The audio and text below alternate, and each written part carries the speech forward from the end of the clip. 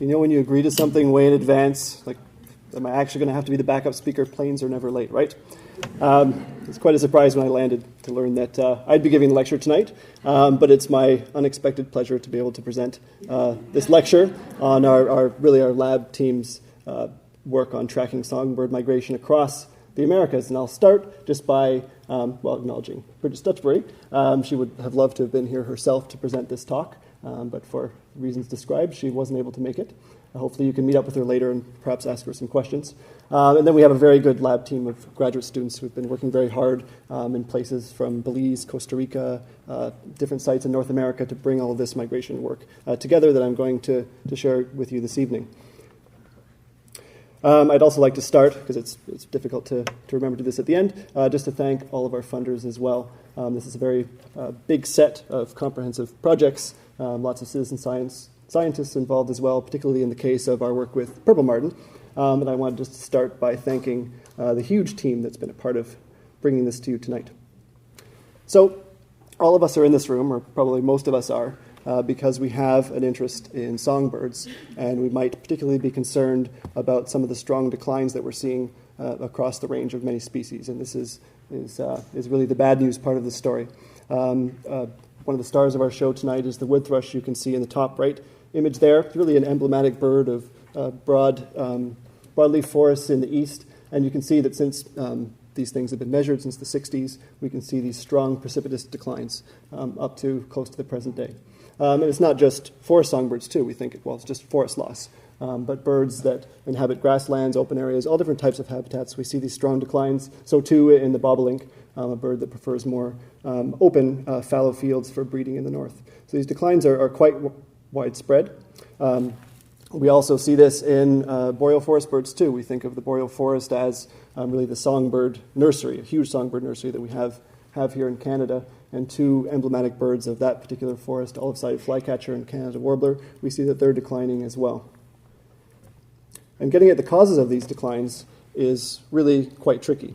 We're familiar with these birds breeding, in our Canadian, near our Canadian homes, and we spend some time with them in the breeding season, enjoy their songs in the forests. But really, they spend a lot of their annual cycle at all different places, sometimes even in other hemispheres. So we really need to try to link up where they are on spring migration, where they are on fall migration, all the threats that they face in those places, and also what's happening when they're overwintering in the tropics. In fact, most of these birds we think of them as our birds, but they spend much more time in their tropical wintering sites than they do here in the north. So what threats do our songbirds face on migration? This is something that's been quite tricky to get at, and of course it depends on the species we're talking about, what migratory routes they take, and where they end up for their final destination. Many of our birds might winter anywhere from Mexico down to Argentina, so it's kind of a big area to cover. And what about the habitat loss all along the route and at wintering areas? We have to somehow connect up all of these different places so that we can really get at what's driving these horrible declines that we see and that we measure at breeding sites. So we have to make the connections. So how do we do that? Well, we haven't been able to really very well until about 2007, when these little devices, light-level geolocators, were actually small enough that we could attach them to the backs of small songbirds. So here's one that's about 1.5 grams. Some of them are a bit smaller than that now. And they're little devices that we actually strap right onto the backs of the birds, kind of like a backpack. They sit sort of on the base of their lower back. Little straps go around the legs. And how they work is that they record light levels, and they have a clock inside and a battery, and that's about it. But from light levels, we can actually get quite a lot. So recording ambient light levels, we can get sunrise and sunset times, which correspond to longitude, and then the time between sunrise and sunset corresponds to latitude. So from these units, we can get 2 daily fixes for the entire annual cycle of a migratory bird, which is pretty amazing. And it's the first time we've been able to do that with these really, really small birds. So it was actually the Stutchbury lab that first deployed these units on songbirds and tracked martins and wood thrushes, the first of any songbird to be tracked with geolocators for the very first time. And I want to just take you through a typical purple martin track, and this is one of the very first songbirds that have ever been tracked using a geolocator. So here we have our female purple martin looking very comfortable there in the top right on her perch, and you can just see, I don't have a pointer, but you can see the little light stalk sticking out from her lower back. That's the actual geolocator unit, so that's one of the first birds that was tracked with this new technology. And we have a long-term study site in Pennsylvania, which is marked there with the red dot. And this is the start of her journey. So August 31st, she's departing her breeding quarters. And the surprises started right away. Really, this was a black box until we started to actually follow these birds on their journey south. So look at how fast that is. August 31st to September 5th, and she's already at the tip of the Yucatan Peninsula. So it's just an amazing feat of migration. That's over 2,000 kilometers. Part of it is across open water, the Gulf of Mexico, where we might expect strong winds, other difficult conditions. The bird would have to fly straight across. There's nowhere really to land on the way over. And then we find that actually we've tracked 87 martins since this first one, and they all seem to have this very first initial rapid migration pattern. We're not quite sure why that is, but it's something that we're investigating. So very fast initial migration to the Yucatan, and quite surprisingly so. And then there's a really long stop, so almost like a Yucatan vacation for this bird for quite a while. We know that songbirds have to stop and feed, and this is an aerial insectivore, so this bird would be feeding on insects and have to store more fat possibly for the rest of the journey. But that's a particularly long time to do that. We would expect that to only take maybe a week for the distance that she's already traveled. So it could be that this particular bird was stopping there to complete some portion of the annual molt, in which case maybe this is important molting stopover habitat. That's something that we're also looking at. But let's continue and follow her down the rest of the way. So all the way to her wintering site in the Amazon Basin by the 13th of October. So pretty fast, even for fall migration. And we find from other birds that we've tracked from this site and others that this is a pretty typical wintering spot for purple martin, sort of right in the middle of Brazil, mostly in forested areas along the Amazon River. So there's the red dot. That's where she ended up when she started back northward again, April 12th in the spring. And this is where it gets really remarkable. 8 days and she's back at the tip of the Yucatan Peninsula. So using that same spot again, but just that's several thousand kilometers, and she's already back at that spot. And then just 5 days and she's already back at her breeding site in Pennsylvania. So quite a remarkable journey, and quite surprising for what we knew about songbird migration before this. Our best estimates for songbird spring migration were maybe about a month, and we were getting these from people banding birds along migratory routes and seeing times of sort of median passage times and sort of making an estimate. But without this start to finish tracking, we didn't really know how fast migration could actually be. So in about 2 weeks, this bird traveled 6,000 to 8,000 kilometers back to her breeding site, which is one of the first surprising things. So we've been looking at purple martin for a while. We've just started looking at red-eyed vireo as well as another species we've been tracking. And we just have a handful of these birds. So I'm just going to show you a couple of snapshots. Just really to compare and contrast and see that we're not going to find the same patterns when we look at different species that have different ecology. So here's our red-eyed vireo leaving again from the same spot. And this migration track is quite different. It's stopping over quite a bit. You see it stops as it goes down through the eastern seaboard.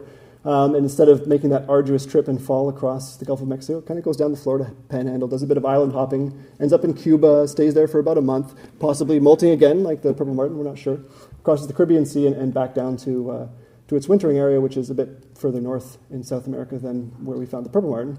And then in spring, still pretty quick spring migration, but not quite as rapid.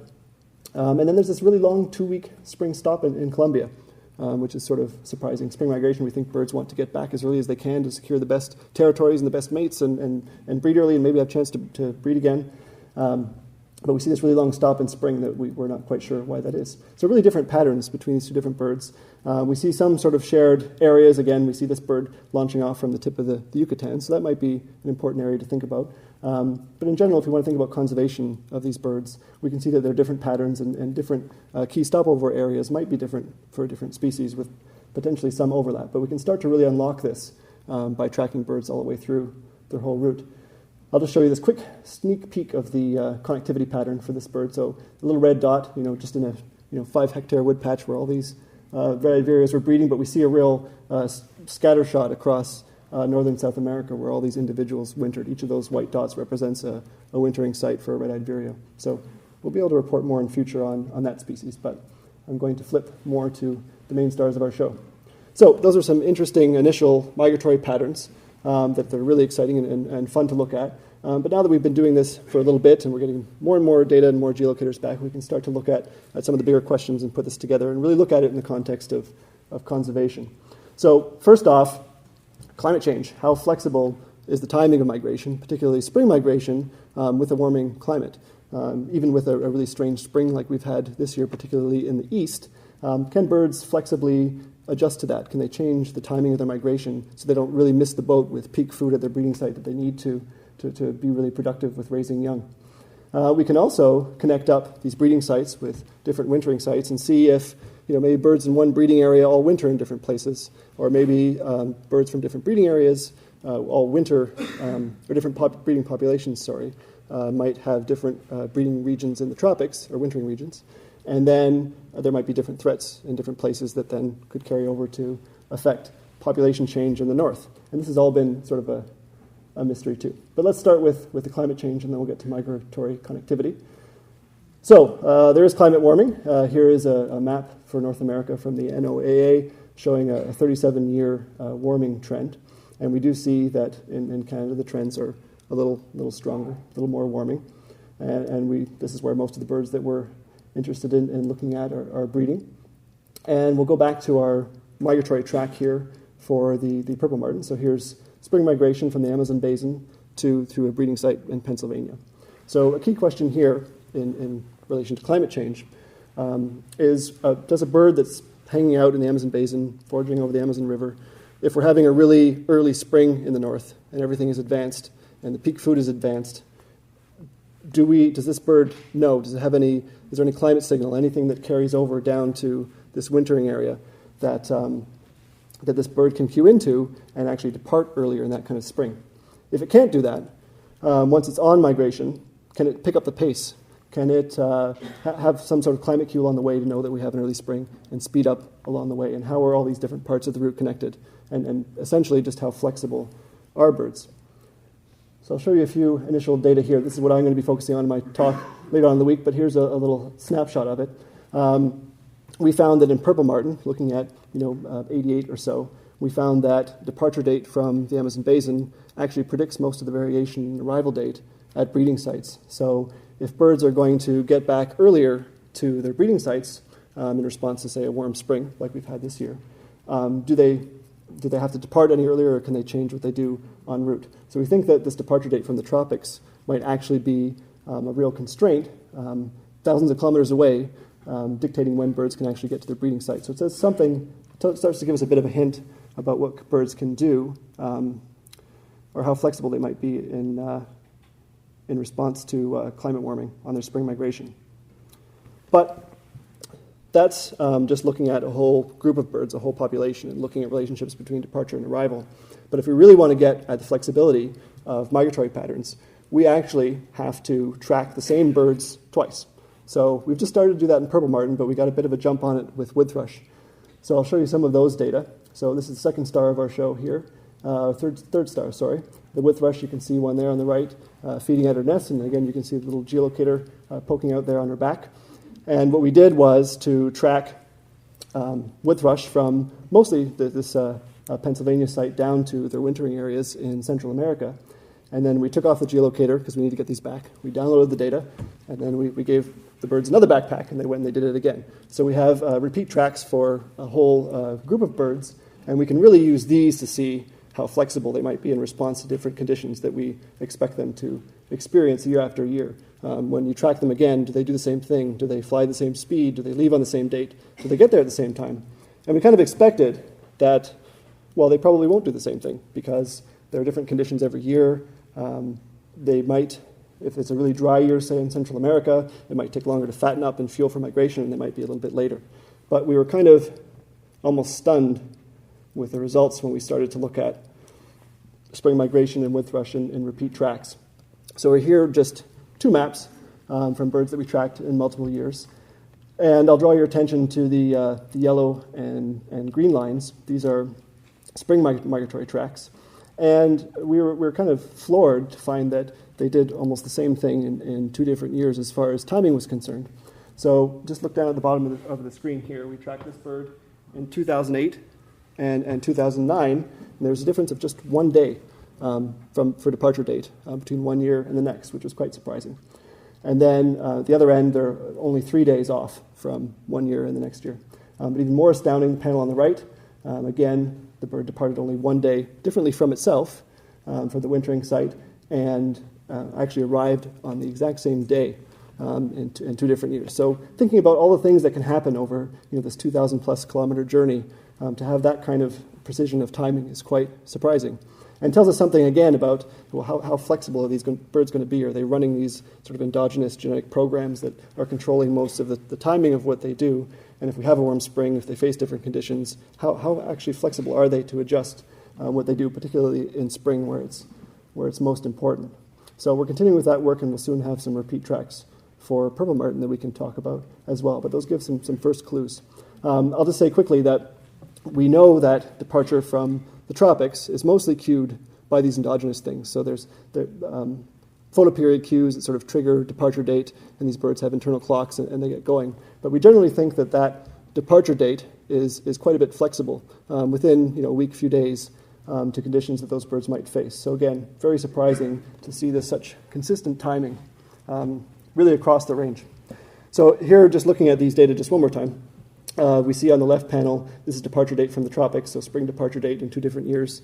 And there's the 1-to-1 line, so when the dots are following along that line, that's how closely birds are matching themselves in subsequent years. And breeding arrival date, not quite as consistent, but still more repeatable than we might have anticipated ahead of time. So pretty exciting and concerning in some ways to look at these data.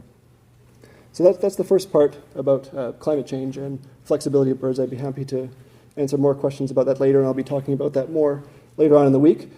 Now turning to migratory connectivity, which is what will allow us to assess the effects of habitat loss at different points in the annual cycle and look at its effects. We call this migratory connectivity. These are just some general patterns that we might get in different species.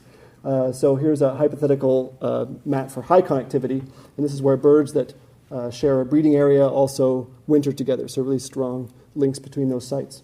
A low connectivity pattern is what's pictured on the right panel, so birds from any given area might mix up with others from other places. And how these patterns, we don't really know for too many species what these patterns look like, but these do play into the population trends that we are observing in our breeding birds, and they can tell us something about how habitat loss at any point in the annual cycle can actually be driving some of the population trends that we see.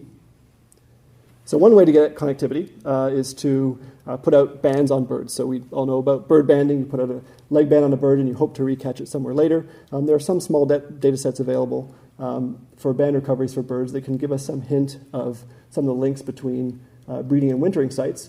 And this is a nice recent example that actually combined band recoveries with geolocators, but this is just the band recovery part for catbird.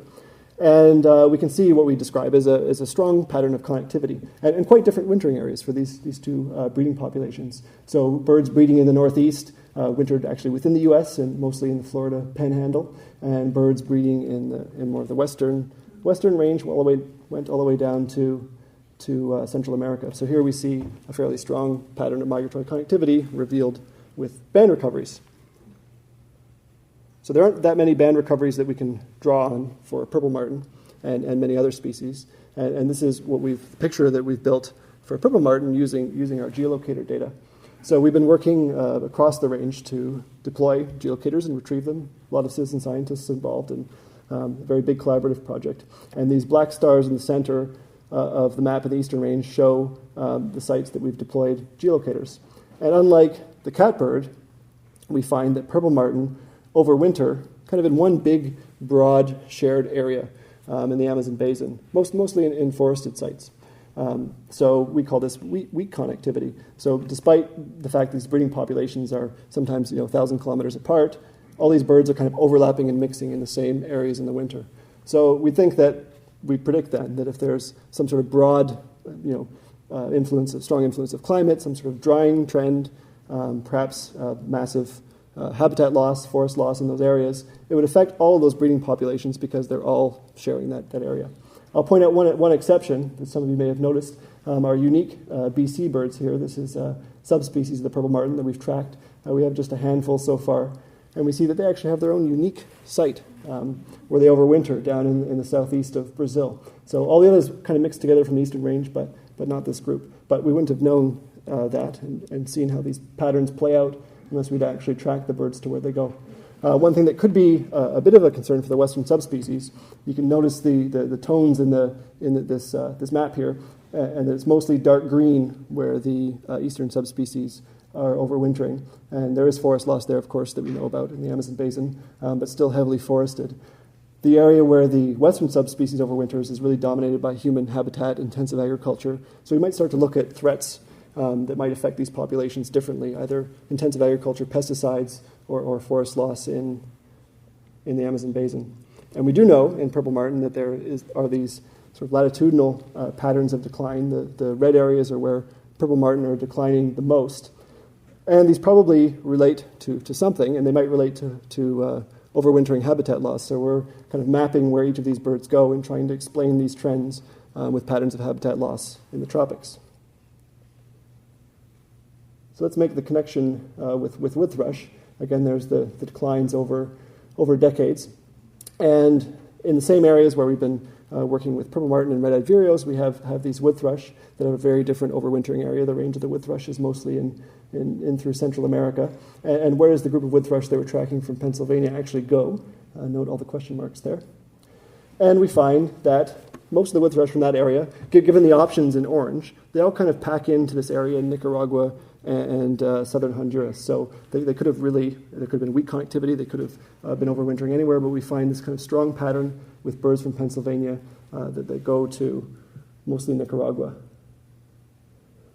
And we've been doing this tracking from the wintering end too, so we've been working in sites in Belize and Costa Rica and tracking birds northward, so we've really been range-wide work with these species. And we can see that the group from Belize we've tracked settle in more into southern breeding areas, quite different from the Pennsylvania group. Excuse me. And the Costa Rica group goes more up to the northeastern breeding range. So what we're really seeing here is something more like, not like the purple martin, but more like the catbird that I showed you with the band recoveries, in that we see sort of strong longitudinal patterns in connectivity.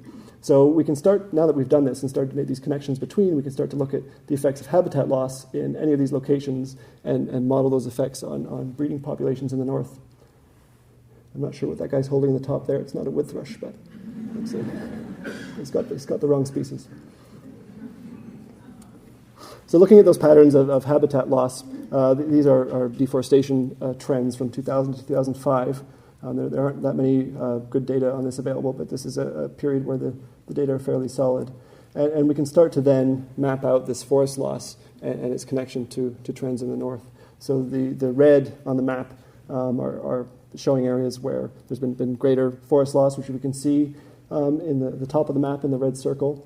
Honduras, Mexico, Belize, we can see more heavy forest loss there. And now we know, because we've been making these connections with geolocators, we know that habitat loss in that area and loss of habitat there actually connects up to the southeastern breeding region of wood thrush, so we can start to connect that up. And again, similarly in the bottom, we see areas in eastern Nicaragua, a place that I've done a lot of my research actually, and we see that the big forest loss trends there would actually link up to more the central breeding region of wood thrush. So now we can start to really build a picture. And then, once we made these connections, we can make priorities for conservation and make these links.